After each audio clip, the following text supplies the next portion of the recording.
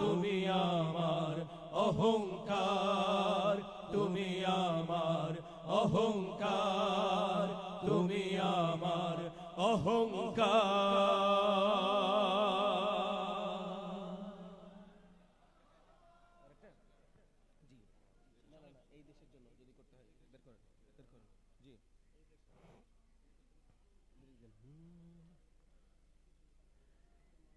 এই দেশের জন্য যদি করতে হয় আমার জীবন দান, তবু দেব না লুটাতে ধুলাই আমার দেশের সম্মান, তবু দেব না লুটাতে ধুলাই আমার দেশের সম্মান।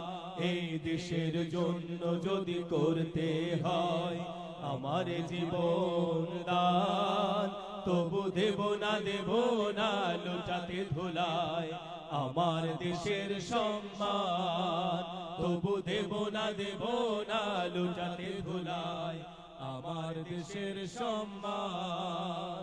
রক্তের বিনিময়ে করেছি স্বাধীন আমার বাংলাদেশ, সৌহার্দ্য সম্প্রীতিতে ভরা নেই তো কোনো রেশারেশ। রক্তের বিনিময় করেছি স্বাধীন আমার বাংলাদেশ, সৌহার্দ্য সম্প্রীতিতে ভরা নেই তো কোনো রেশারেশ। এসো সবাই মিলে হিংসা বিভেদ ভুল গাই বিজয়ের গান, তবু দেব না লুটাতে ধুলাই আমার দেশের সম্মান, তবু দেব না লুটাতে ধুলাই আমার দেশের সম্মান।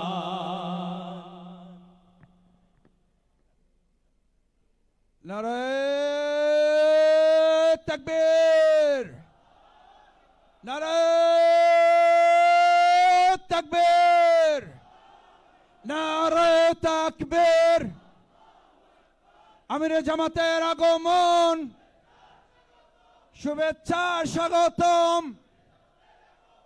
বিরোধী দলীয় নেতার আগমন, বিরোধী দলীয় নেতার আগমন, আমিরে জামাতের আগমন। নারায়ে তাকবীর, আল্লাহু আকবার, নারায়ে তাকবীর।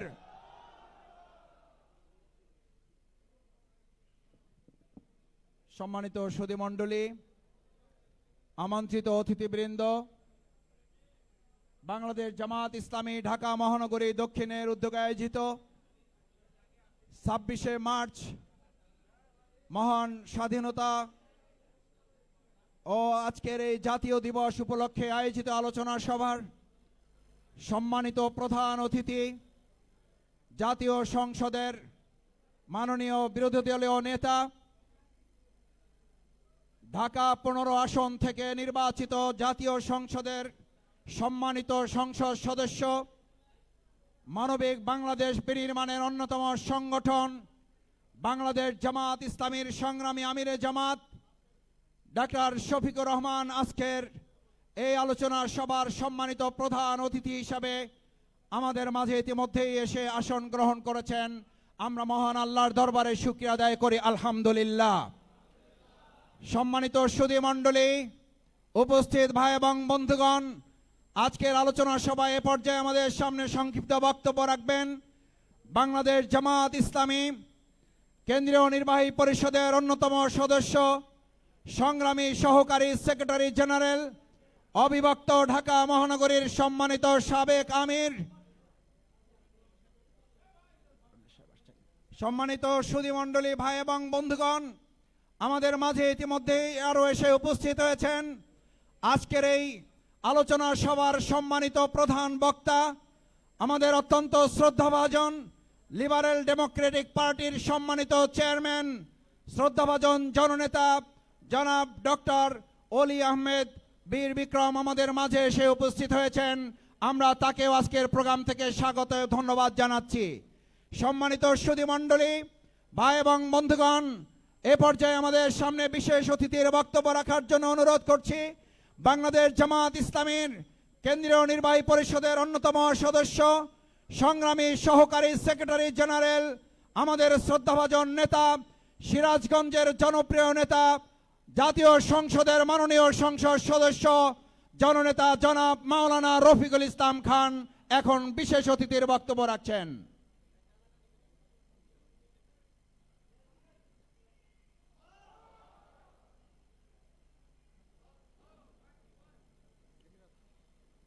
আলহামদুলিল্লাহ রাব্বিল আলামিন, আসসালাতু আসসালামু আলা রাসূলিহিল কারীম ওয়া আলা আলিহি ওয়া সাহবিহি আজমাইন। সম্মানিত আজকের এই অনুষ্ঠানের মাননীয় সভাপতি, আজকের এই অনুষ্ঠানের সম্মানিত প্রধান অতিথি, মাননীয় বিরোধী দলীয় নেতা, বাংলাদেশ জামাত ইসলামের সম্মানিত আমিরে জামাত জননেতা জনাব ডাক্তার শফিকুর রহমান, আজকের এই অনুষ্ঠানের সম্মানিত প্রধান বক্তা, লিবারেল ডেমোক্রেটিক পার্টি এলডিপির মাননীয় চেয়ারম্যান, সাবেক মন্ত্রী, জননেতা জনাব অলি আহমদ বীর বিক্রম, বিশেষ অতিথি বাংলাদেশ জামাত ইসলামের সম্মানিত সেক্রেটারি জেনারেল, সাবেক সংসদ সদস্য জননেতা অধ্যাপক মিয়া গোলাম পরোয়ার সহ কেন্দ্রীয় এবং মহানগরীর নেতৃবৃন্দ, সাংবাদিক বন্ধুগণ, সম্মানিত সুধী মণ্ডলী, ভাই ও বন্ধুগণ, আসসালামু আলাইকুম ওয়া রাহমাতুল্লাহি ওয়া বারাকাতুহু। মাননীয় প্রধান অতিথি সহ নেতৃবৃন্দ বক্তব্য রাখবেন। আমি শুধু একটা কথা বলেই আমার কথা শেষ করতে চাই। এই বাংলাদেশ আগামী 26শে মার্চ, আগামীকাল, এই বাংলাদেশের জন্য অনেক গৌরবের, অনেক গুরুত্বপূর্ণ, অনেক তাৎপর্যময়। হাজারো শহীদের রক্তের বিনিময়ে, লাখো শহীদের রক্তের বিনিময়ে অর্জিত আমাদের প্রিয় এই বাংলাদেশ। কিন্তু যে লক্ষ্যে বাংলাদেশ স্বাধীন হয়েছিল, যে লক্ষ্যে বাংলাদেশের মানুষ লড়াই সংগ্রাম করে জীবন দিয়ে এই বাংলাদেশকে স্বাধীন বাংলাদেশ হিসাবে পৃথিবীর মানচিত্রে স্থান করে নিয়েছিল, আজও বাংলাদেশের মানুষের সেই লক্ষ্য অর্জিত হয় নাই। এখনো অধিকারের জন্য লড়াই করতে হচ্ছে, এখনো অধিকারের জন্য জীবন দিতে হচ্ছে। আমাদের জীবন দেওয়া, লড়াই করা চলতেই থাকবে যতদিন বাংলাদেশের মানুষ তাদের অধিকার ফিরিয়ে না পাবে।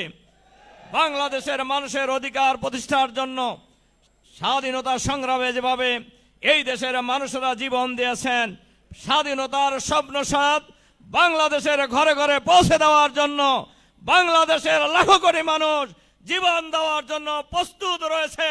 কোন শাসক গোষ্ঠীর কাছে, কোন শোষকের কাছে বাংলাদেশের মানুষ মাথা নত করবে না, ইনশাআল্লাহ। এটাই হোক এবারকার স্বাধীনতা দিবসের অঙ্গীকার। আল্লাহ হাফেজ। আসসালামু আলাইকুম ওয়া রাহমাতুল্লাহ।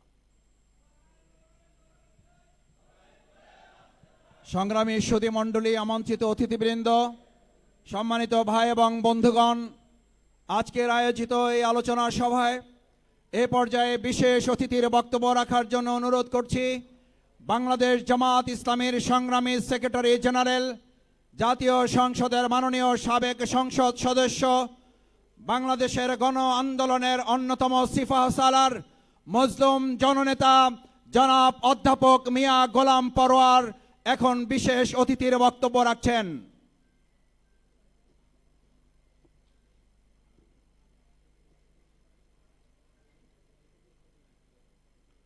السلام عليكم ورحمة الله وبركاته. الحمد لله رب العالمين، الصلاة والسلام على سيد المرسلين وعلى آله وأصحابه أجمعين.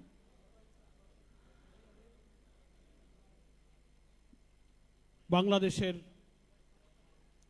মহান স্বাধীনতা এবং জাতীয় দিবসের আজকে ৫৫তম বর্ষে বাংলাদেশ জামাত ইসলামীর ঢাকা মহানগরী দক্ষিণের উদ্যোগে আয়োজিত আজকের এই সমৃদ্ধ এবং তাৎপর্যপূর্ণ আলোচনা সভার জনাব সভাপতি, আপনারা দেখছেন আলহামদুলিল্লাহ আজকের এই সভা মঞ্চে প্রধান অতিথি হিসেবে আমাদের প্রিয় নেতা, জাতীয় সংসদে বিরোধী দলীয় নেতা, সম্মানিত আমিরে জামাত ডক্টর শফিকুর রহমান এমপি উপস্থিত হয়েছেন। প্রধান বক্তা হিসেবে বীর মুক্তিযোদ্ধা, লিবারেল ডেমোক্রেটিক পার্টির চেয়ারম্যান কর্নেল অবসরপ্রাপ্ত কর্নেল অলি আহমদ বীর বিক্রম, আমাদের 11 দলীয় নির্বাচনী ঐক্যের অন্যতম শরিক দলের প্রধান, আরও অনেক সম্মানিত নেতৃবৃন্দ, মাননীয় সংসদ সদস্যবৃন্দ, সুধীবৃন্দ, সাংবাদিক বন্ধুগণ এখানে উপস্থিত আছেন। আমরা আজকের প্রধান অতিথি এবং প্রধান বক্তার কাছ থেকেই এই দিবসের আসল তাৎপর্যের আলোচনার জন্য অপেক্ষা করছি। সংক্ষেপে আমি 2-4টি কথা বলে ইনশাল্লাহ আমি বিদায় নেব। একটা শিক্ষা, আমাদের স্বাধীনতা দিবস যখন আমরা পালন করি, আলোচনা যখন হয়, এটি চিন্তা এবং চর্চার মধ্যে আসে। কোনো দেশের স্বাধীনতার সংগ্রাম, স্বাধিকারের সংগ্রাম, বৈষম্য বঞ্চনার বিরুদ্ধে সংগ্রাম, জুলুম অত্যাচার শোষণের বিরুদ্ধে সংগ্রাম কেন হয়? মানুষের স্বাধিকারের যে চেতনা, বৈষম্য মুক্ত চেতনা, স্বাধীন জীবনযাপন, মানুষের আকাঙ্ক্ষার বিপরীতে যখন শাসক গোষ্ঠী অত্যাচার এবং জুলুমের খড়গ চাপিয়ে দেয়, তখনই জনবিদ্রোহ শুরু হয়। আমাদের স্বাধীনতার বা মুক্তিযুদ্ধের ইতিহাসের দিকে তাকালে আমাদের কাছে মনে হয় যে আমাদের মুক্তিযুদ্ধের 9 মাসের মধ্যে আমরা এই দেশটাকে স্বাধীন করেছিলাম। 9 মাস জুড়ে আমাদের মুক্তিযুদ্ধ হয়েছিল। আসলে কি আমাদের এই স্বাধীনতার সংগ্রামের ইতিহাস কি এই 9 মাসেই সীমাবদ্ধ? না, আমাদের স্বাধীনতার সংগ্রামের ইতিহাস দীর্ঘদিনের। আমরা 3 বার এই ভূখণ্ডের মানুষ স্বাধীন হয়েছি, স্বাধীনতা সংগ্রাম করেছি।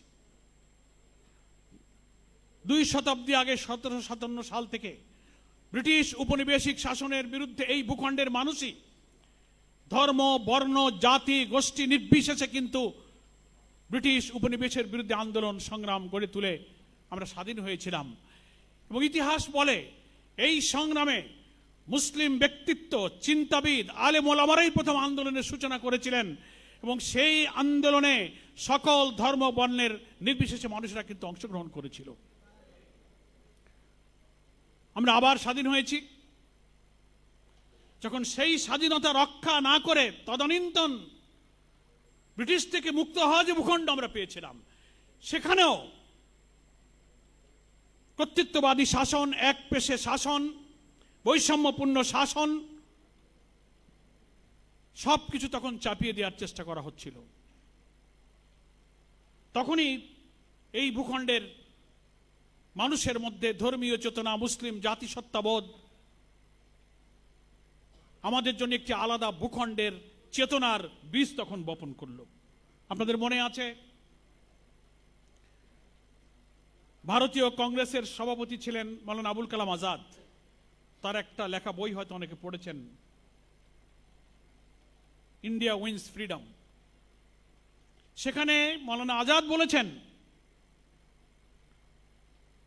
যে কংগ্রেসের বৈষম্যপূর্ণ শাসনের কারণেই এই ভূখণ্ডের মধ্যে মুসলিম জাতিসত্তার চেতনার বীজ তখনই বপন করা হয়েছে, যার ভিত্তিতে 2 নেশন থিওরির ভিত্তিতে আমরা আবার সেখান থেকে আলাদা হয়ে আরেকটি ভূখণ্ড পেলাম। এই ভূখণ্ডেই আমরা ছিলাম। সেই 47-এ যে ভূখণ্ড আমরা পেয়েছি, এই মানচিত্রের মধ্যেই কিন্তু আবার 71-এর স্বাধীন সেই ভূখণ্ডেই কিন্তু আমরা ধরে রেখেছি। তবুও কেন আবার 47-এর পর আর একটা স্বাধীনতার সংগ্রাম প্রয়োজন হলো?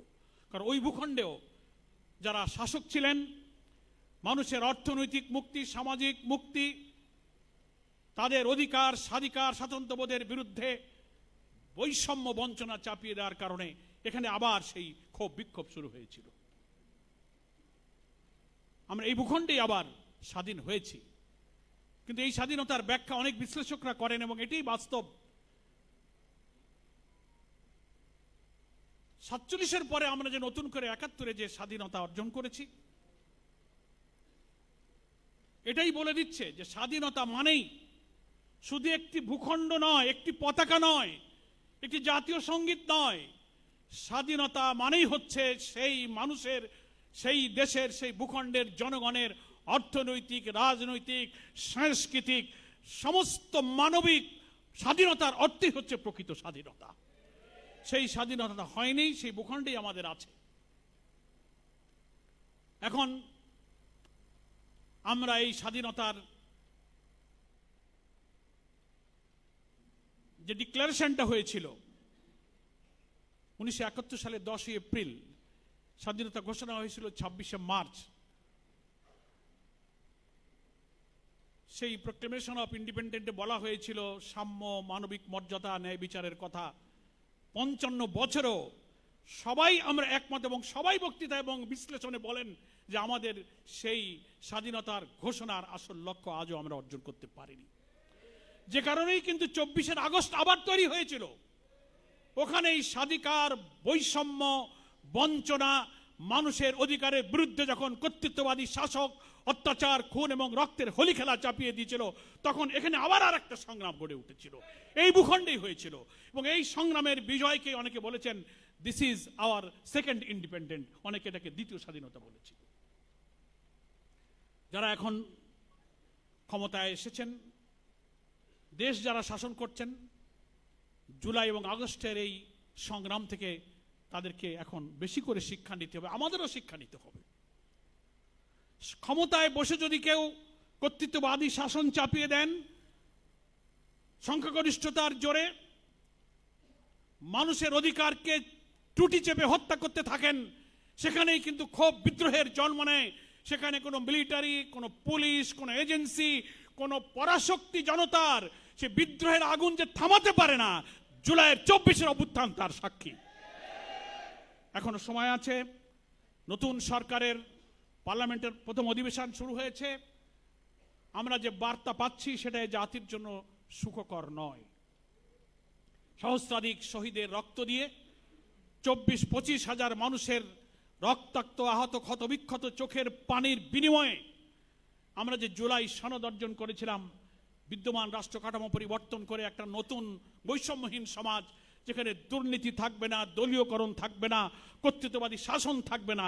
এখন ক্ষমতাসীন শাসকরা যেভাবে কথা বলছেন, তারা 180 ডিগ্রি এখন পেছনের দিকে রিটার্ন করে ফেলেছেন। তারা বলেন না আমরা এসব ব্যাপারে সমঝোতা হয়নি। এর আগে অনেক সম্মানিত আলোচকবৃন্দ বলেছেন জুলাই সনদে ফ্যাসিবাদ বিরোধী আন্দোলনের সংগ্রামে আমরা যারা ছিলাম সবাই তোমরা স্বাক্ষর করেছি। এখন সেগুলোর সব বাস্তবায়ন হবে না। অঙ্গীকারের মধ্যে পরিষ্কার বলা আছে, স্বাক্ষরকারী দলগুলো আমরা অঙ্গীকার করেছিলাম জুলাই সনদের প্রত্যেকটি বিষয়কে পূর্ণরূপে আমরা বাস্তবায়ন করব। এখন নানান সংবিধানের অজুহাত, এটা নিয়ে সময় আমরা ব্যয় করব না, নেতৃবৃন্দ বক্তব্য রাখবেন। সংবিধানের অজুহাত দিতে লাগলে জাতি এখন হাসে, তখন পেছনের কথা, ইউনূস সাহেব কোন সংবিধান, পার্লামেন্ট কোন সংবিধান, আপনারা কোন সংবিধান, গণভোট কোন সংবিধান, কত প্রশ্ন ওঠে না। মানে এইগুলো দিয়ে বলার যুক্তি নেই। আমি মনে করি যারা ক্ষমতায় এসছেন, সংবিধান সংস্কার পরিষদ যে গঠিত হয়েছে জুলাই সনদকে আইনি ভিত্তি দেওয়ার জন্য, আপনারা মেহরবানি করে সে শপথ গ্রহণ করুন, জুলাই সনদকে বাস্তবায়ন করুন। যে প্রেসিডেন্সিয়াল অর্ডারের ভিত্তিতে সংবিধান সংস্কার পরিষদ এবং সেখানে শপথ নেওয়ার কথা, সেই অঙ্গীকারগুলো পূর্ণ করে জাতিকে রাজনৈতিক সংকট থেকে আপনারা মুক্ত করুন। তা না হলে আপনি সংখ্যাগরিষ্ঠতার জ্বর যতই বলেন, সারা দেশে হয়তো বিএনপির ভোট গুনলে আপনারা 3 কোটির মতো প্রায় হয়তো ভোট পেয়েছেন, কিন্তু জুলাই সনদ বাস্তবায়নের জন্য যে গণভোট দেওয়া হয়েছে 4 কোটির বেশি প্রায়।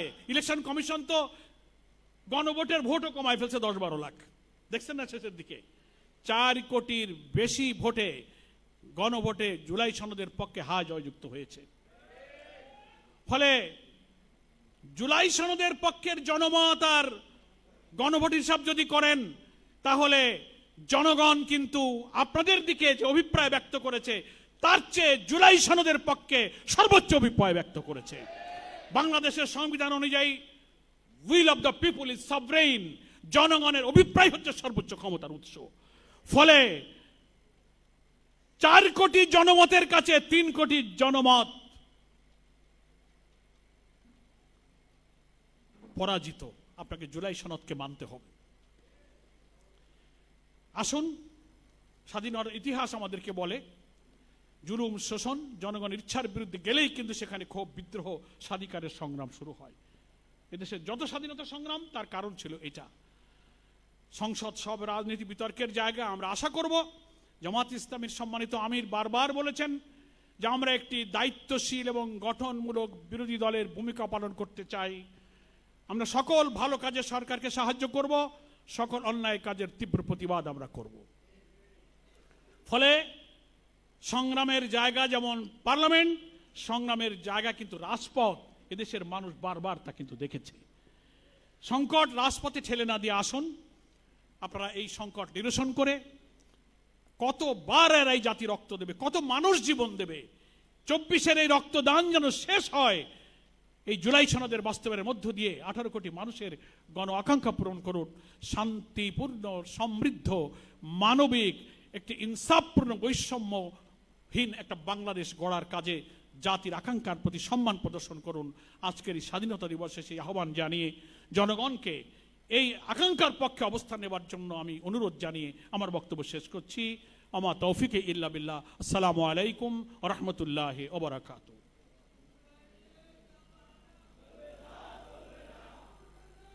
সম্মানিত সুধীমণ্ডলী, আমন্ত্রিত অতিথিবৃন্দ, বাংলাদেশ জামাত ইসলামী ঢাকা মহানগরী দক্ষিণের উদ্যোগে আয়োজিত 26শে মার্চ মহান স্বাধীনতা ও জাতীয় দিবস উপলক্ষে আজকের এই আলোচনা সভায় এ পর্যায়ে আমাদের সামনে প্রধান বক্তার বক্তব্য রাখবেন লিবারেল ডেমোক্রেটিক পার্টি এলডিপির সম্মানিত চেয়ারম্যান ডক্টর কর্নেল অলি আহমেদ বীর বিক্রম। এখন আমাদের সামনে প্রধান বক্তার বক্তব্য রাখছেন ডক্টর কর্নেল অলি আহমেদ বীর বিক্রম।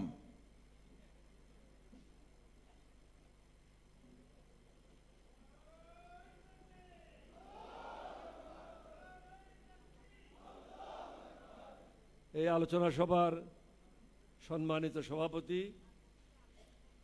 সম্মানিত বিরোধী দলীয় নেতা, বাংলাদেশ জামাত ইসলাম আমির ডক্টর শফিক সাহেব, মঞ্চ উপবিষ্ট নেতৃবৃন্দ, সামনে উপবিষ্ট নেতৃবৃন্দ, আসসালামু আলাইকুম ওয়া রাহমাতুল্লাহি ওয়া বারাকাতুহু। আমি একজন মুক্তিযোদ্ধা হিসেবে আগামীকাল আমাদের স্বাধীনতা দিবস, এটাকে সামনে রেখে আপনাদেরকে এবং সমগ্র দেশবাসীকে আন্তরিক মোবারকবাদ এবং ধন্যবাদ জানাচ্ছি। আমি একজন তরুণ ক্যাপ্টেন হিসাবে কেন বিদ্রোহ করেছিলাম, এখানে কিছু কথা সেক্রেটারি সাহেব বলে গেছেন। বৈষম্য একটা কারণ, 2টা কারণ ছিল। 2 নম্বর কারণ ছিল সুশাসন ছিল না। আজকে দীর্ঘ 50 বছর আমরা অতিক্রম করেছি, শুধু স্বল্প সময়ের জন্য ছাড়া, প্রেসিডেন্ট জিয়ার সময় ছাড়া দলীয়করণ তো কখনো বন্ধ হয় নাই। সুশাসন তো আমরা নিশ্চিত করতে পারি নাই, যোগ্যতার ভিত্তিতে আমরা পদায়ন করতে পারি নাই। আপনি কোর্টে যান, আমি নিজেও 2 বছর LLB পড়েছি, পরে এটা ছেড়ে দিয়েছি, মনে করলাম যে এটা আমার জন্য ঠিক না।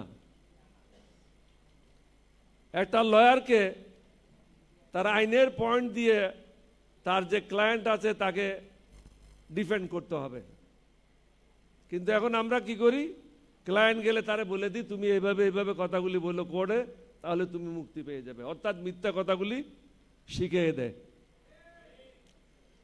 আর যারা বিচারকের আসনে বসে তারাও দলীয় ভিত্তিতে, অনেক ক্ষেত্রে আমি বলবো দলীয় বিবেচনায় তারা পদায়ন হয়, যার কারণে নিয়ন্ত্রিত জাজমেন্ট আসে। সুতরাং জনগণ যাবে কোথায়? আমি আর মামু ছাড়া তো বাংলাদেশ আর কেউ নেই। যারা সরকারে আছে তারা, আর যারা অফিসাররা কাজ করছে তারা। আপনারা সেটা প্রত্যক্ষ করেছেন 12ই ফেব্রুয়ারির নির্বাচনে। 11 তারিখ পর্যন্ত ঠিক ছিল, 12 তারিখ 10টা 11টা পর্যন্ত ঠিক ছিল, তারপরের থেকে সিচুয়েশন পাল্টানো শুরু হলো। বলল উগ্রবাদীদেরকে ভোট দেওয়া যাবে না। ভাই উগ্রবাদী মানে কি বলছেন? যারা নামাজ পড়ে দাড়ি রাখে মসজিদে যায় তারা কি উগ্রবাদী? এখন উগ্রবাদীর ডেফিনিশনটাই বদলে গেছে। উগ্রবাদী হলো যারা কোনো নিয়ম কানুন শৃঙ্খলা আল্লাহকে মানে না, আল্লাহ রসুলকে মানে না, তারাই হলো উগ্রবাদী। যারা নিয়ম কানুনের মধ্যে চলে, আল্লাহকে মানে, আল্লাহ রসুলকে মানে, নির্দেশিত বলতে চলে, তারা হলো সঠিক মোমেন মুসলমান। তাদের দ্বারা অন্য ধর্মের লোকের কোনো ক্ষতি হতে পারে না। জামাত আমির সাহেব কোনো জায়গায় বলেছিলেন যে মাদেরকে আমরা সর্বোচ্চ ইজ্জত দেব। এটা উনি কেন বলেছেন? আল্লাহ তো কোরআনে বলেছেন যে তোমার মা রাজি না থাকলে তুমি বেহেশতে যেতে পারবে না। আল্লাহ সমগ্র কিছুর মালিক, তারপরেও বলছে মাকে এত ক্ষমতা দেওয়া হয়েছে যে মা রাজি না থাকলে তুমি বেহেশতেও যাবে না। উনি কি বলেছেন? মাদেরকে সর্বোচ্চ সম্মান দেওয়া হবে। 8 ঘন্টা জায়গায় 5 ঘন্টা কাজ করবে, 3 ঘন্টার বেতন সরকার দেবে। আর এটা মাঠে ময়দানে কি বলা হয়েছে? মেয়েদেরকে ঘরে ঢুকিয়ে দেওয়া হচ্ছে। বলে মাজার ভাঙিয়ে দেবে। ভাই মাজার কিসের জন্য ভাঙবে? এটা না ভাঙার জন্য তো জামাতের ছেলেরা, আমাদের দলের লোকেরা বিভিন্ন জায়গায় আমরা পাহারা দিয়েছি। মন্দির পাহারা দিয়েছি, মঠ পাহারা দিয়েছি, সব জায়গায় আমরা পাহারা দিয়েছি। এটা হলো একটা বয়ান, যারা আমাদেরকে পছন্দ করে না তাদের বয়ান। 1971 সালের পরে কি বয়ান ছিল? মুক্তিযুদ্ধ এবং অমুক্তিযুদ্ধ। এটা করে আমরা একটা দেশকে ডিভাইড করেছি। আমি প্রেসিডেন্ট জিয়ার সময় বলেছিলাম, প্রেসিডেন্ট জিয়াকে বলেছিলাম, আমাদের একমাত্র কাজ হবে টু ইউনাইট দ্য নেশন, ঐক্যবদ্ধ জাতি করতে হবে। বিভিন্ন জনের বিভিন্ন মত থাকবে, বিভিন্ন পথ থাকবে, বিভিন্ন ধারা থাকবে। এটা বিকশিত হওয়ার জন্য আমাদেরকে সুযোগ করে দিতে হবে। বাধা স্বরূপ আমরা কাজ করতে পারবো না। এখন আসেন, গোলাম পরোয়ার সাহেব এখানে বলে গেলেন যে সংস্কারগুলি যেন করা হয়। আমি মাননীয় প্রধানমন্ত্রীকে বলবো, আপনার বাপ পুরো পৃথিবীতে প্রসিদ্ধ হয়েছিল স্বাধীনতা ঘোষণা করে, আপনার মা প্রসিদ্ধ হয়েছিল সংসদীয় গণতন্ত্র প্রবর্তন করে। সুতরাং আপনি প্রসিদ্ধ হয়ে যান সংস্কারগুলি করে, ইতিহাসের পাতায় নাম লেখান। সুযোগ আসে না, চাটুকারের অভাব নাই। আপনাকে ভিন্ন পন্থে পরিচালনা করার জন্য অনেক লোক থাকবে। শেষ পর্যন্ত আপনাকে কাঁধে সেই বোঝা বহন করতে হবে। দোষ করবে মন্ত্রী, কিন্তু বোঝা উঠাইতে হবে আপনাকেই। তা আপনি কেন বোঝা উঠাবেন? Keep yourself clean, remain clean. Why should you take the load of somebody else? বরং যত দ্রুত সম্ভব নিজের উদ্যোগ নিয়ে, বিরোধী দল থেকে কেন ডিমান্ড আসবে? বিরোধী দল থেকে ডিমান্ড আসার আগেই হাউসে উঠে মাননীয় প্রধানমন্ত্রী বলবে যে সংস্কারের জন্য আমরা ওই দিন ধার্য করলাম, ওই দিন এই বিল আসবে এবং পাশ করা হবে। আপনার নামটা ইতিহাসে লেখান, দেশটাকে শান্তির পথে নিয়ে যান। আমরা তো অনেক খেসারত দিয়েছি। আমির সাহেব একদিন বলেছিলেন যে উই রিভোল্ট, কর্নেল ওলি বলেছিল। এটা নিয়ে অনেকের গায়ে জ্বলন ধরেছিল। উনি কেন বলেছেন?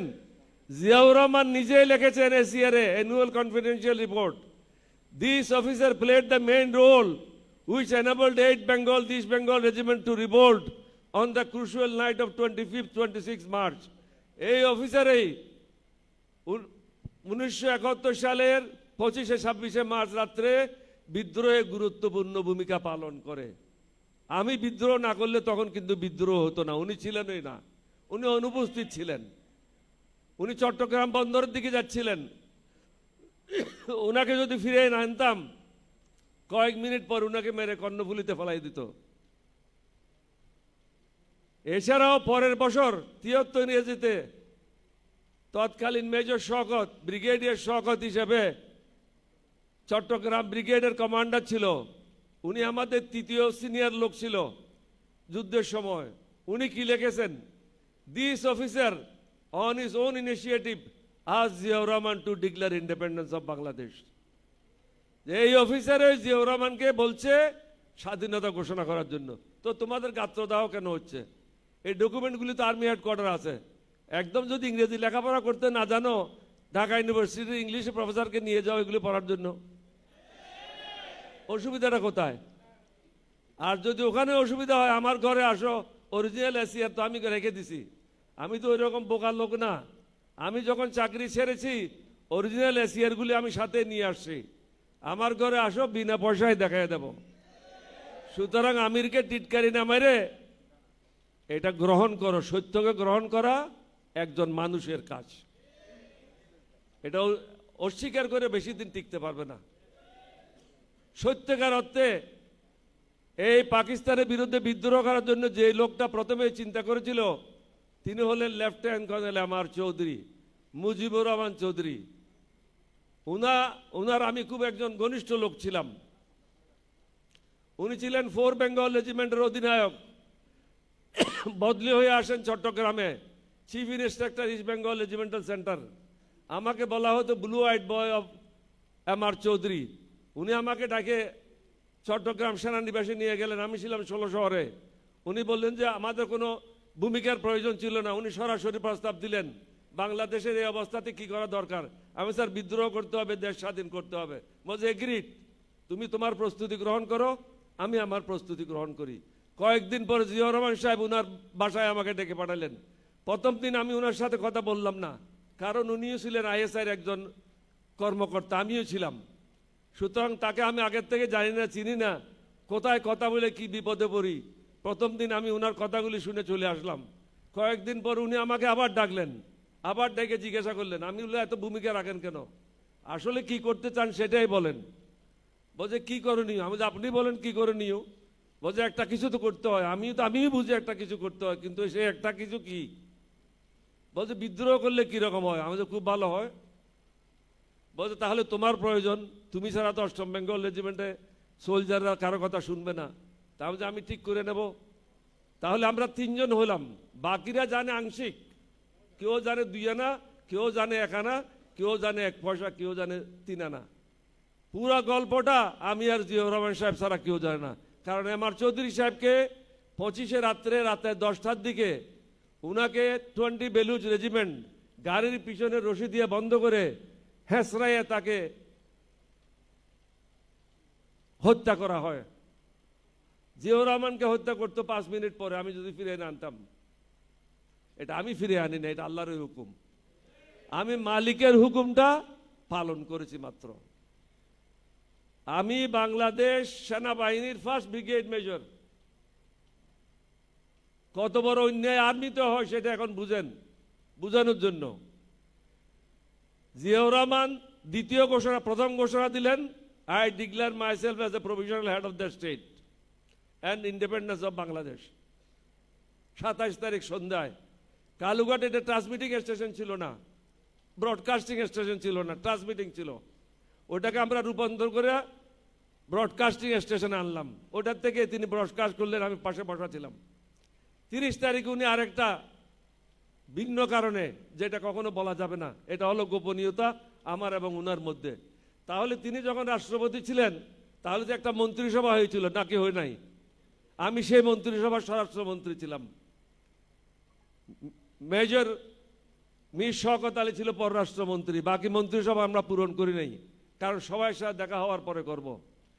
দ্বিতীয় অ্যানাউন্সমেন্ট আমাদের যখন কাজ হয় নাই যে কোনো প্রকারে হোক, 30 তারিখে উনি বলে দিলেন, I declare myself as commander in chief of liberation forces.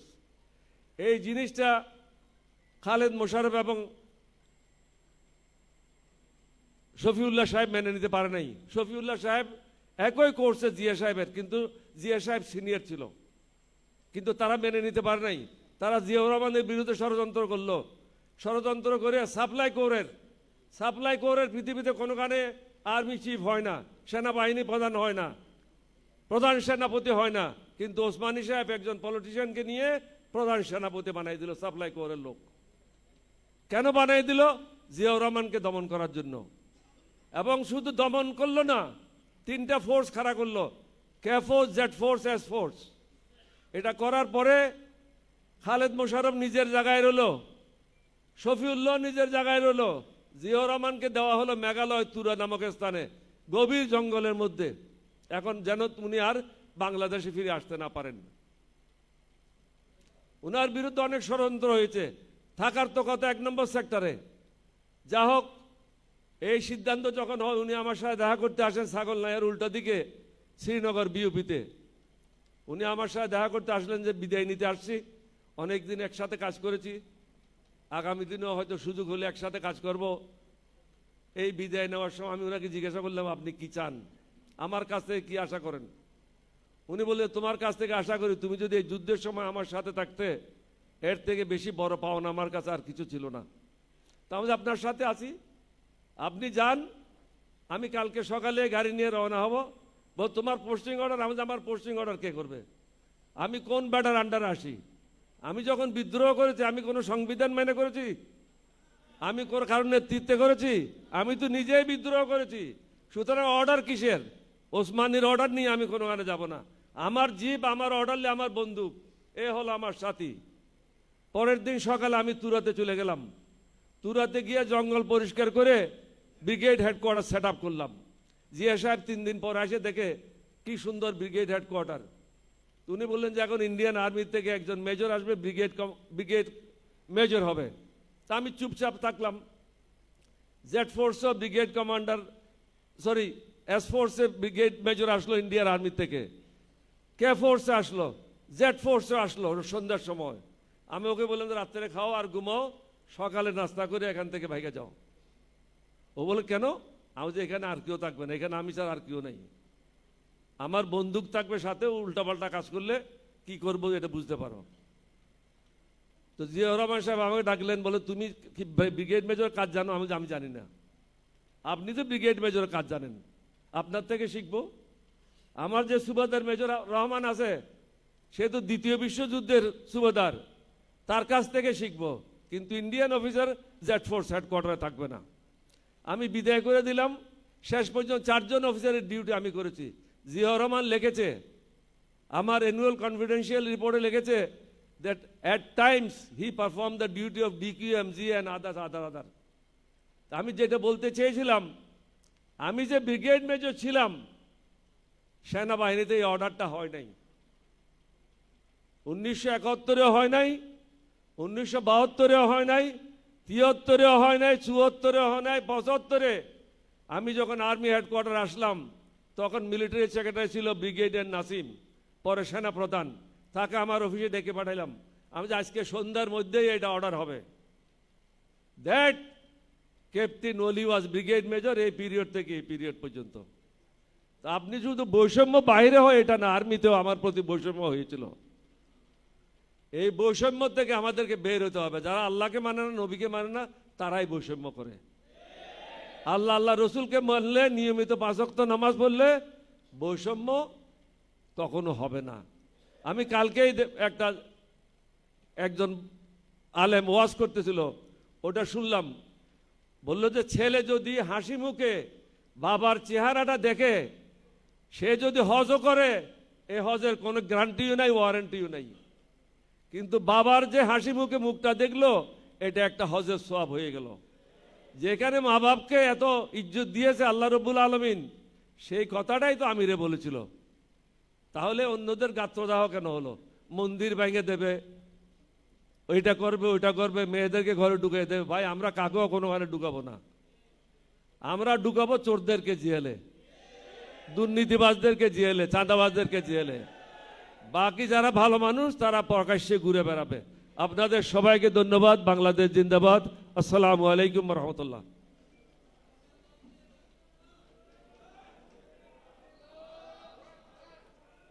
সম্মানিত সুধীমণ্ডলী, আমন্ত্রিত অতিথিবৃন্দ, আমাদের সামনে ঐতিহাসিক 26শে মার্চ 1971 সালের আজকের এই দিন এবং রাত সহ আগে পরের অনেক অজানা ইতিহাস, গুরুত্বপূর্ণ তাৎপর্যপূর্ণ বক্তব্য আমাদের সামনে উপস্থাপন করেছেন সম্মানিত প্রধান বক্তা। আমরা তার বক্তব্যের জন্য আন্তরিক কৃতজ্ঞতা ধন্যবাদ জানাচ্ছি। আমরা আমাদের এই প্রিয় দেশকে ভালোবাসি। এই দেশকে ভালোবেসে এখন একটি দেশাত্মবোধক গান ঢাকা মহানগর শিল্পী গোষ্ঠী দেশাত্মবোধক গান পরিবেশন করছে।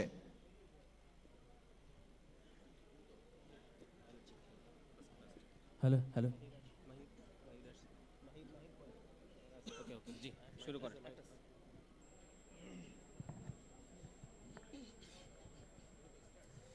আসসালামু আলাইকুম।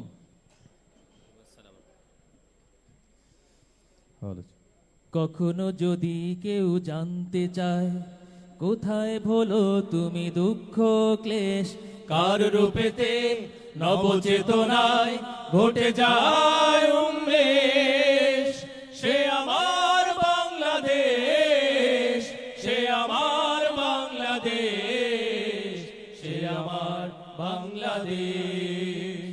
কখনো যদি কেউ জানতে চায় কোথায় ভোলো তুমি দুঃখ ক্লেশ, কার রূপেতে নবচেতনায় ঘটে যায় উন্মেষ, সে আমার বাংলাদেশ, সে আমার বাংলাদেশ, সে আমার বাংলাদেশ।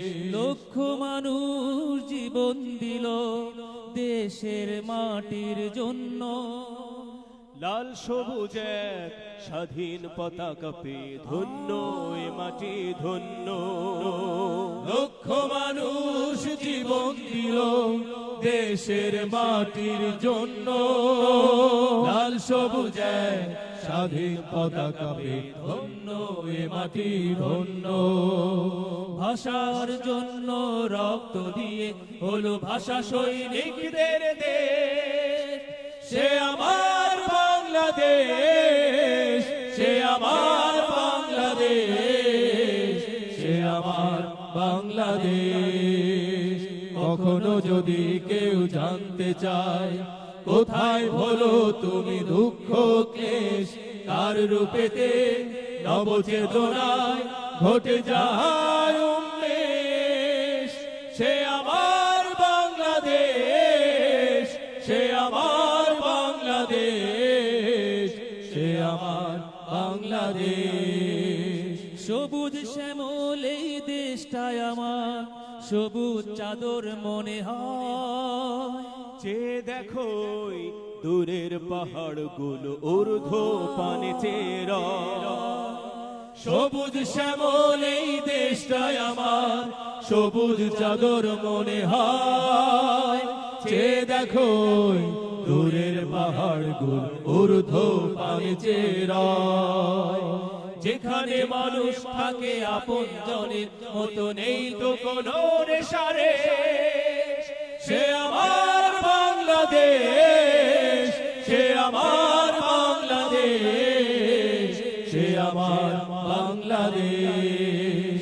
কখনো যদি কেউ জানতে চায় কোথায় ভোলো তুমি দুঃখ ক্লেশ, কার রূপেতে নবচেতনায় ঘটে যায় উন্মেষ, সে আমার বাংলাদেশ, সে আমার বাংলাদেশ, সে আমার বাংলাদেশ, সে আমার বাংলাদেশ, সে আমার বাংলাদেশ, সে আমার বাংলাদেশ।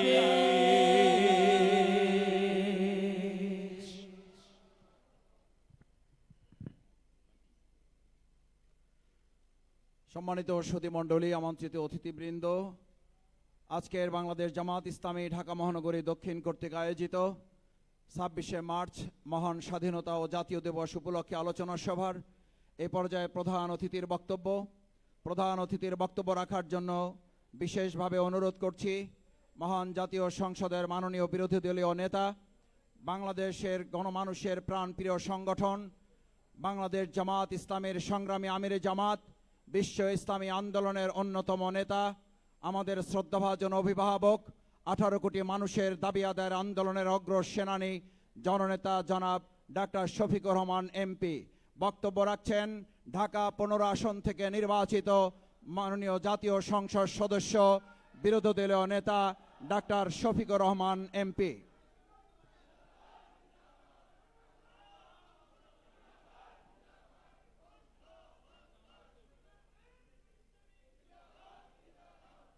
এটা কার রে ভাই, এটা তো পড়ে যাবে। আসসালামু আলাইকুম ওয়া রাহমাতুল্লাহ। আলহামদুলিল্লাহি রাব্বিল আলামিন ওয়াসসালাতু ওয়াসসালামু আলা রাসূলিহিল কারীম ওয়া আলা আলিহি ওয়া সাহবিহি ওয়া আহলি বাইতি আজমাইন।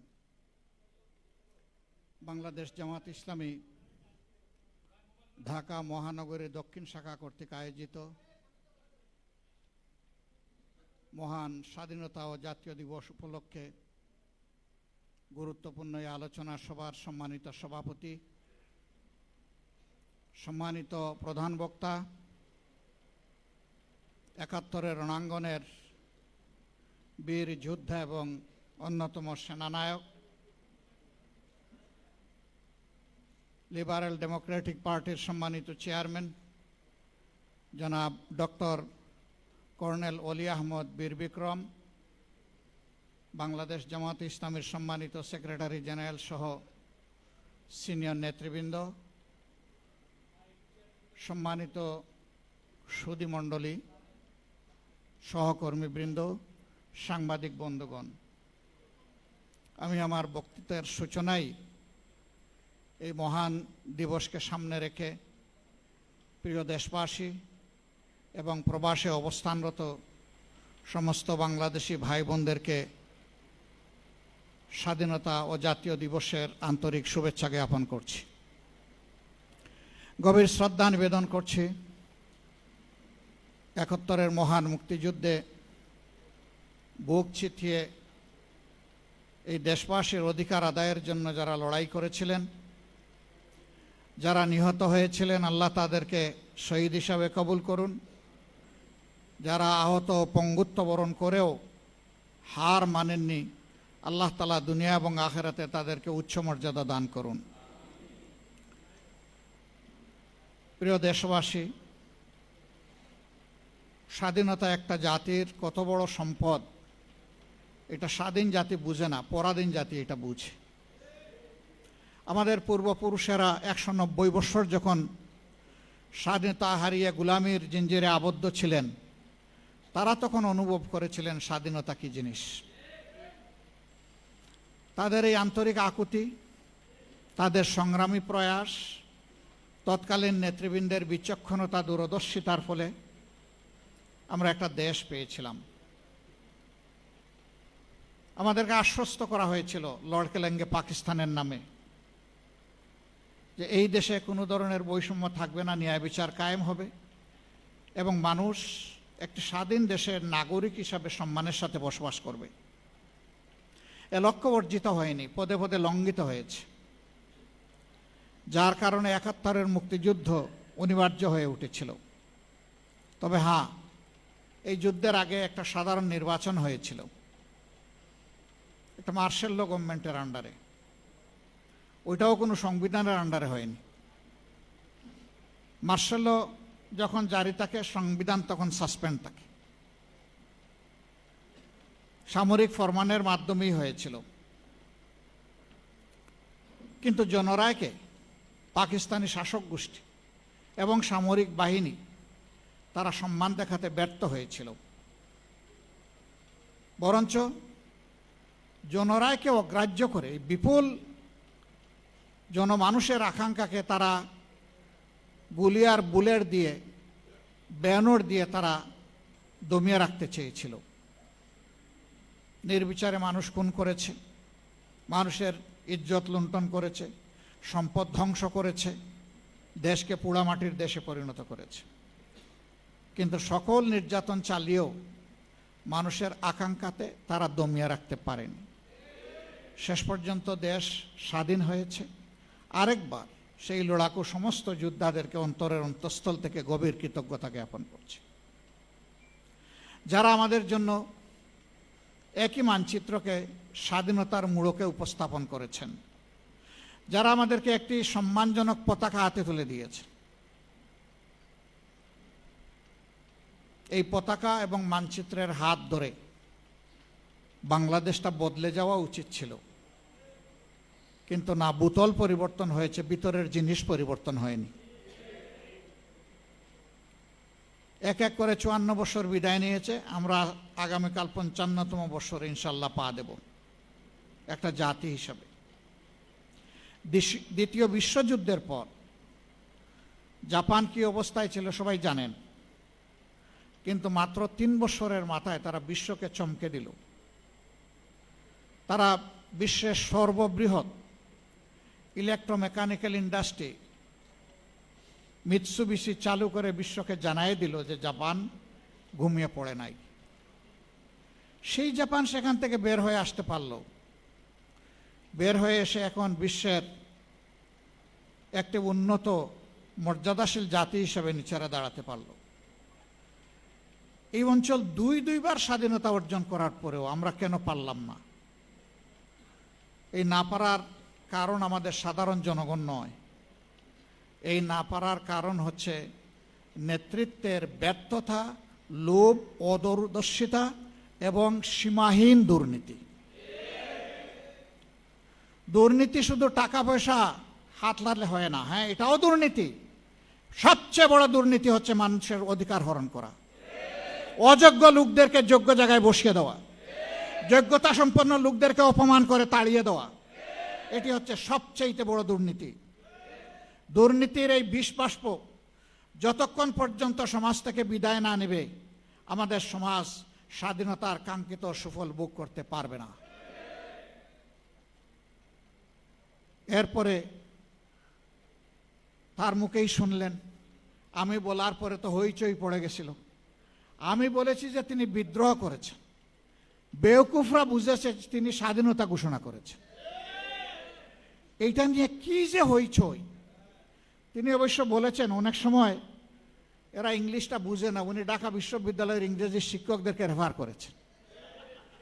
এরপরে তিনি বলেছেন যে না, আমার কাছে এগুলা সংরক্ষিত আছে, পয়সাও লাগবে না, আমি দেখাই দিব, চলে আসো আমার বাড়ি। জানবে না, বুঝবে না, তার আগে চায়ের কাপে ঝড় তুলবে। কেন তুলে জানেন? মূল ইস্যুকে চাপা দেওয়ার জন্য তুলে। দেখেন না, সম্প্রতি একটা ঘটনা, আমাদের এই ঈদ উপলক্ষে আমরা একটা রিসেপশনের আয়োজন করেছিলাম। বিদেশি কূটনীতিবিদরা এবং আমাদের বন্ধুরা এখানে এসেছিলেন। ঈদের দিনটা মানুষ একটু খোলা মনে সবার সাথে মিশে, আমি একটু মিশেছি। হায়ারে আল্লাহ, এটা নিয়ে কি যে অবস্থা। নবীজি এটা করেছেন রে ভাই, তিনি তার প্রিয়তম সাহাবীর সাথে এটা করেছেন। এটা তো আমার নবীর প্রিয় সুন্নত। আমি তো আমার নবীর প্রত্যেকটা সুন্নতকে ভালোবাসি। কে কি বললো না বললো এগুলার পাত্তাই আমি দেই না। তুমি বলতেই থাকো, আমি করতেই থাকবো। হ্যাঁ, মানুষ হিসাবে যদি ভুল করি অনুতপ্ত হব, ক্ষমা চাইব, কোনো অসুবিধা নাই। কিন্তু আমার শুদ্ধ কাজটাকে ভুল হিসাবে চালিয়ে দিবা আর মনে করবা নিজেই শুধু জ্ঞানী, আর সবাই চোখ বন্ধ করে অথবা উট পাখির মতো ঠোঁট বালিতে ঢুকে বসে আছে, এটা মনে করবা না। দুনিয়া এখন বড় চালাক। তুমি যে রাস্তা দিয়ে হাঁটো, ওই রাস্তা অবজার্ভ করার জন্য তোমার রাস্তায় শত সার্চ লাইট বসে আছে। থাক। আমাকে একদিন একজন বিখ্যাত সাংবাদিক জিজ্ঞেস করলেন যে আপনাদের নিয়ে এত নাড়াচাড়া করে কেন? আমি বললাম খুব ভালোবাসে তো, এই জন্য কসলায় আমাদের ভালো কথাটাকে টুইস্ট করে অন্যভাবে উপস্থাপন করে। একটা কথা এক লাইনে সব বলা যায় না, হয়তো 3টা লাইন বললাম। ওর পছন্দ হয়েছে আমাকে ঘায়েল করার জন্য একটা লাইট পোস্টিং দেবো, ওইটাকেই ফটোকার্ড বানিয়ে ছেড়ে দিল, বাকি 2 লাইনের খবর নাই। ভাই, এগুলো তো ভালো জিনিস না। আমরা জানি আমাদের সাংবাদিক বন্ধুরা এগুলা করতে চান না, তাদেরকে করানো হয়, করতে বাধ্য করা হয়। এত রক্ত, 71-এর ত্যাগ, 24-এর ত্যাগ, এই সবগুলো তো ম্লান হয়ে যাবে যদি ভালোকে ভালো হিসাবে পুরস্কৃত করা না হয়, আর মন্দকে যদি দমন করা না হয়। আমরা কি দেখছি? আমরা দেখছি পরিবর্তিত বাংলাদেশ। শাসন ক্ষেত্রে শাসক বদলেছে, কিন্তু শোষণের ধারা বদলায়নি। ইতিমধ্যে যে সমস্ত লক্ষণ ফুটে উঠেছে আপনারা সবাই পরিষ্কার। সর্বশেষ যেটা পেরেক মারা হচ্ছে, একটা গণতান্ত্রিক ধারা চালু হোক, এই জন্যে এই নির্বাচনের ফলাফল নিয়ে আমাদের অনেক কষ্ট আছে। সব কষ্ট চেপে আমরা বলেছি আমাদের দেশটা গণতান্ত্রিক ট্রেন হিসাবে রেল লাইনের উপরে উঠুক, চলুক, সামনের দিকে চলুক, আস্তে আস্তে ঠিক হয়ে যাবে। তো উঠায় দিলাম। এই উঠায় দেওয়ার পরে এখানে প্রশাসক, ওখানে প্রশাসক, ওখানে প্রশাসক, এটা কি? এটা তো সংবিধান বিরোধী। পরিষ্কার আপনি সংবিধানের কথা বলতেছেন, ওই সংবিধানেই তো লেখা আছে স্থানীয় সরকারের সকল স্থলে একমাত্র নির্বাচিত প্রতিনিধিরাই তারা দায়িত্ব পালন করবেন। তো এদেরকে কে নির্বাচন করলো? এরা দলীয় আনুগত্যের ভিত্তিতে বিভিন্ন জায়গায় লোকদেরকে বসিয়ে দেওয়া হচ্ছে, জাতির গাড়ে চাপিয়ে দেওয়া হচ্ছে। আমরা এগুলো মানি না। আপনি সংবিধানের এক অংশ মানবেন, আর এক অংশ মানেন না। ভারী মজা। একটা অর্ডারের ভিত্তিতে দুইটা ভোট একই দিনে হয়েছে।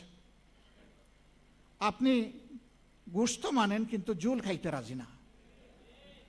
একই তরকারি, একই বাসনে পাকানো হয়েছে, গোশতটা খেয়ে নিলেন, বলতেছেন জুলটা হারাম। তো ওই গোশত তো জুলের ভিতরে পাকানো হয়েছে, তাইলে এই গোশত হালাল হয় কিভাবে? ওইটাও হারাম।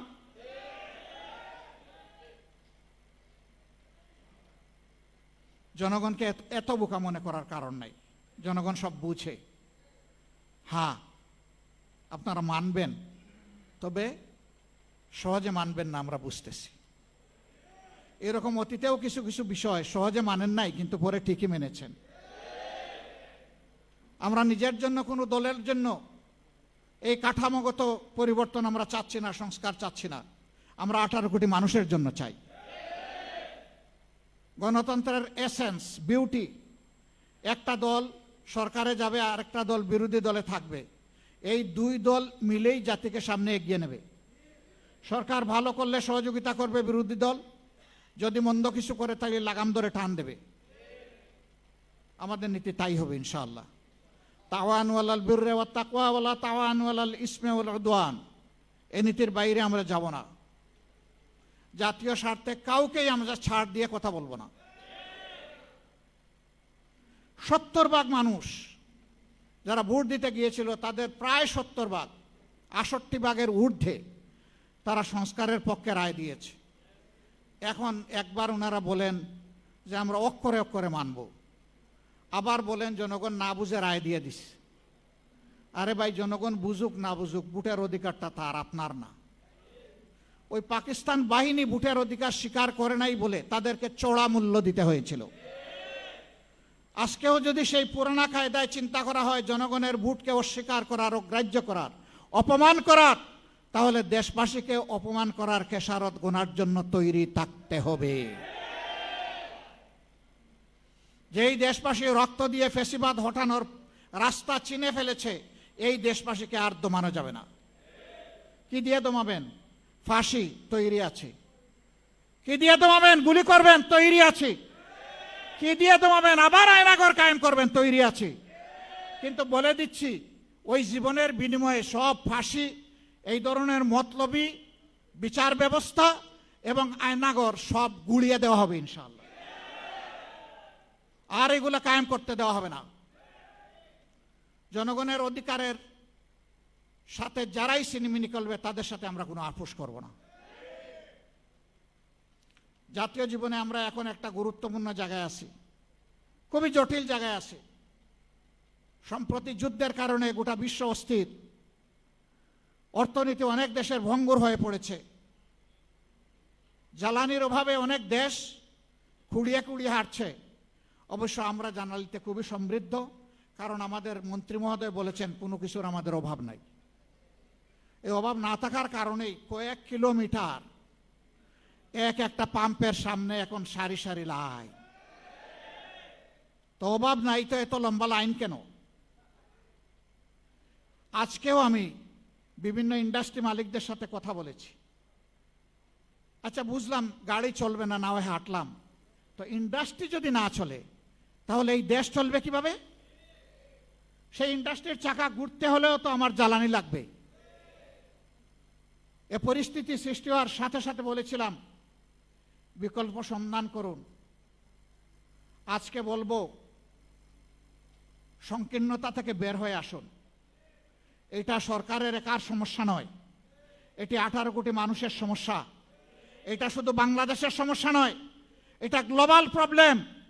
এই ধরনের জাতীয় সমস্যায় খোলা মনে সবাইকে নিয়ে বসেন। আমরা প্রস্তুত সব দিক থেকে সহযোগিতা করতে, যতটুকু সম্ভব। আজকেও কয়েকটা দেশের প্রতিনিধিদের সাথে কথা বলেছি যে তারা এই পরিস্থিতিতে আমাদেরকে কি সহযোগিতা করতে পারে। তারা বলেছে আমরা সাধ্যমতো বন্ধু দেশকে সহযোগিতা করার জন্য প্রস্তুত আছি। আমরা যদি এই সরকারের ব্যর্থতা চাইতাম তাহলে আমরা রাস্তায় এখন নেমে আগুন জ্বালানো শুরু করতাম। আমরা তো সরকারের সফলতা চাই, কিন্তু সরকারই যদি উল্টা পথে হাঁটে আমাদের তো করার কিছু নাই। সরকারকে সঠিক পথে হাঁটতে হবে। মানুষের আকাঙ্ক্ষাকে সম্মান করুন। একবারে আগামী 29 তারিখ আবার অধিবেশন বসছে, আমাদেরকে নোটিশ দেওয়ার কথা বলা হয়েছে সংস্কার বিষয়ে আলোচনার জন্য। আমরা সুযোগ দিয়ে বলতে চাই, নোটিশের অপেক্ষা না করে অধিবেশন বসার সাথে সাথে ঘোষণা দিন যে আমরা তা আপাদমস্তক যেভাবে সাইন করেছি ওইভাবে বাস্তবায়ন করব। আসুন এখন বাস্তবায়ন প্রক্রিয়া নিয়ে আমরা আলোচনা করি সংসদে। আমরা প্রস্তুত, খোলা মন নিয়ে প্রস্তুত, কিন্তু এইটা নিয়ে যে কোনো ধরনের কালক্ষেপণ টালবাহানা আমরা মানব না। যদি সংসদে তার সমাধান হয় আলহামদুলিল্লাহ, না হয় এই রাজপথ আমাদের পরিচিত। আমরা প্রথমে এই রাজপথ চাই না, আমরা চাই সকল কর্মকাণ্ডের কেন্দ্রবিন্দু হোক সংসদীয় গণতন্ত্রে মহান জাতীয় সংসদ। সম্মানিত ভাইরা, কেউ কেউ বলেন 72-এর সংবিধান পরিবর্তন করা যাবে না। আমি জিজ্ঞেস করি, 72-এর সংবিধান শেখ মুজিব কি রক্ষা করেছিলেন? 72-এর সংবিধানটা কি বাকশাল ছিল? 72-এর সংবিধানটা কি বহুদলীয় গণতন্ত্র নিষিদ্ধ ছিল? যে শেখ মুজিব নিজেই 72-এর সংবিধানকে জায়গায় রাখলেন না, আপনি নতুন প্রেমিক কোত্থেকে আসলেন? জিয়াউর রহমান সাহেবকে এই সংবিধান পরিবর্তন করেন নাই? মরহুম নেতা এম.কে. আনোয়ার এই জাতীয় প্রেস ক্লাবের এই হলে বসে তিনি একটা আলোচনার সময় বলেন নাই যে জনগণের সরকার কায়েম হলে এই সংবিধানকে আমরা ছুঁড়ে ডাস্টবিনে ফেলে দেব? তিনি এইরকমই বলেছিলেন অঙ্গভঙ্গি করে। মরহুমা সাবেক প্রধানমন্ত্রী বিএনপি চেয়ারপারসন বেগম খালেদা জিয়া কি বলেন নাই যে জনগণের সরকার কায়েম হলে এই সংবিধান থাকবে না? তাহলে আপনারা কি তাদের চাইতেও বেশি 72 সংবিধান প্রেমিক হয়ে গেলেন? এই সমস্ত জিনিস ভালো না, ভালো লক্ষণ না। জনগণকে মেহেরবানি করে ভুল বুঝবেন না, ভুল বুঝানোর চেষ্টা করবেন না। জনগণের আকাঙ্ক্ষা বুঝার চেষ্টা করুন, দেয়ালে একটু কান চাপেন, শুনবেন এদেশের জনগণ কি চায়। যদি এই সংস্কারকে মেনে না নেওয়া হয় তাহলে মিনিমাম 1400 শহীদ যারা হয়েছে তাদেরকে অপমান করা হবে, হাদিদেরকে অপমান করা হবে, আবরার ফাহাদকে অপমান করা হবে, ফেলানির ঝুলন্ত লাশের সাথে অপমান করা হবে। এ কাজ করতে যাবেন না।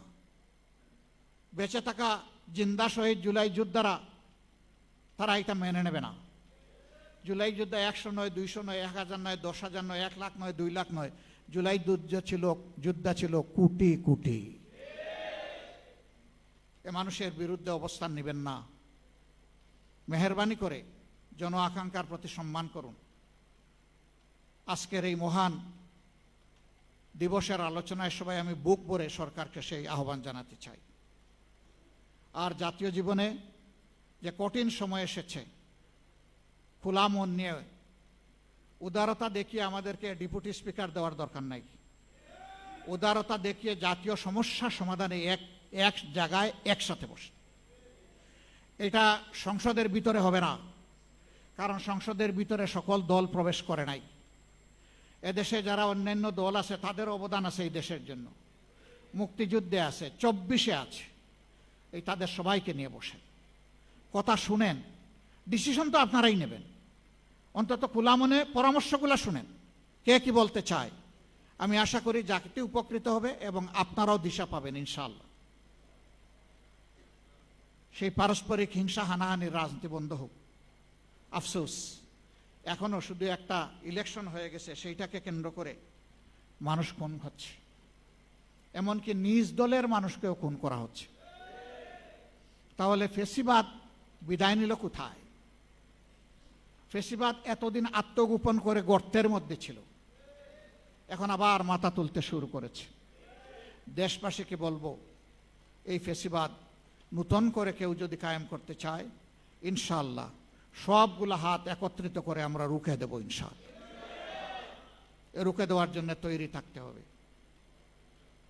আল্লাহ রাব্বুল আলামিন প্রিয় দেশকে হেফাজত করুন, আমাদের স্বাধীনতাকে আল্লাহ অক্ষুণ্ণ রাখুন, আমাদের বীরদেরকে, সকল পর্যায়ের বীরদেরকে আল্লাহ সীমাহীন মর্যাদা দান করুন।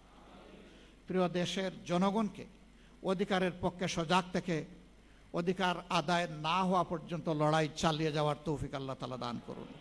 সবাইকে অসংখ্য ধন্যবাদ। আল্লাহ তাআলা আপনাদের সবাইকে সুস্থ রাখুন।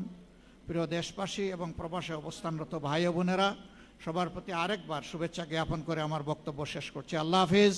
বাংলাদেশ জিন্দাবাদ, বাংলাদেশ জামাতে ইসলামী জিন্দাবাদ, বাংলাদেশ অমর হোক। আসসালামু আলাইকুম ওয়া রাহমাতুল্লাহ।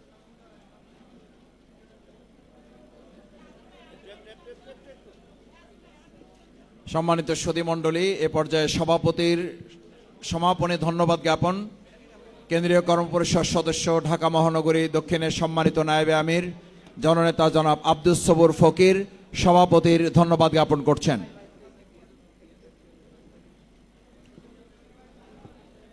আসসালামু আলাইকুম রহমতুল্লাহ ওবরাকাতুহু। আউযু বিল্লাহি মিনাশ শাইতানির রাজিম। বিসমিল্লাহির রহমানির রহিম। আজকে ঢাকা মহানগরী দক্ষিণের উদ্যোগে মহান স্বাধীনতা দিবস উপলক্ষে আলোচনা সভার সম্মানিত প্রধান অতিথি, বিরোধী দলীয় সম্মানিত নেতা আমিরে জামাত ডক্টর শফিকুর রহমান, প্রধান বক্তা কর্নেল অলি আহমদ বীর বিক্রম সহ নেতৃবৃন্দ, সুধীমণ্ডলী, সাংবাদিক বন্ধুগণ, আপনারা মহানগরী দক্ষিণের এই আলোচনা সভায় উপস্থিত থেকে আমাদের এই আলোচনা সভাকে সার্থক করেছেন, এই জন্য আপনাদের ধন্যবাদ জ্ঞাপন করছি। আমির জামাত সহ নেতৃবৃন্দ যারা আমাদেরকে উৎসাহিত করেছেন তাদেরকে ধন্যবাদ জ্ঞাপন করছি, কৃতজ্ঞতা প্রকাশ করছি। কর্নেল অবসরপ্রাপ্ত অলি আহমদ সাহেবের কাছে এই পরবর্তী প্রজন্মের জন্য আরও কয়েকটি বিষয় জানার আছে। একটা হলো 16ই ডিসেম্বর পাকিস্তানি সেনাবাহিনী কাদের কাছে আত্মসমর্পণ করলেন, সেখানে কি আমাদের 71-এর মুক্তিযুদ্ধের আপনারা যারা বনে জঙ্গলে থেকে সেক্টর ভিত্তিক দায়িত্ব পালন করেছিলেন তাদের কোনো প্রতিনিধি এখানে ছিল কিনা? পরবর্তী প্রজন্ম এই জিনিসটা জানতে চায়। এই জাতি জানতে চায় জহির রায়হানের অন্তর্ধানের মূল উৎস কি, 195 জন যুদ্ধাপরাধীদের সর্বশেষ অবস্থা কি হয়েছিল, এগুলো জাতির সামনে আসা দরকার। সর্বোপরি আমিরে জামাত যে আহ্বান জানিয়েছেন, আশা করি সরকার যারা ক্ষমতায় আছেন আমিরে জামাতের এই গঠনমূলক দাবি এবং আলোচনা যদি আপনারা পালন করেন তাহলে জাতি অত্যন্ত কৃতজ্ঞ হবে। তারা আর রক্ত দিতে চায় না। এই জাতির অনেক পরীক্ষা হয়েছে, বিভিন্ন দাবি আদায় করতে গেলেই জীবন দিতে হয়। আমরা এই কালচার থেকে বেরিয়ে আসতে চাই। আমরা রাজপথ নয় সংসদেই চাই। এ জাতি যে উপহার আমাদেরকে দিয়েছেন সেটাকে আমরা কৃতজ্ঞতার চিত্তে স্মরণে রেখে এই বাংলাদেশকে আমরা গড়তে চাই। আপনারা যারা উপস্থিত হয়েছে সবাইকে ধন্যবাদ এবং কৃতজ্ঞতা প্রকাশ করে আজকের এই আলোচনা সভার সমাপ্তি ঘোষণা করছি। আসসালামু আলাইকুম রহমতুল্লাহ বরকাত।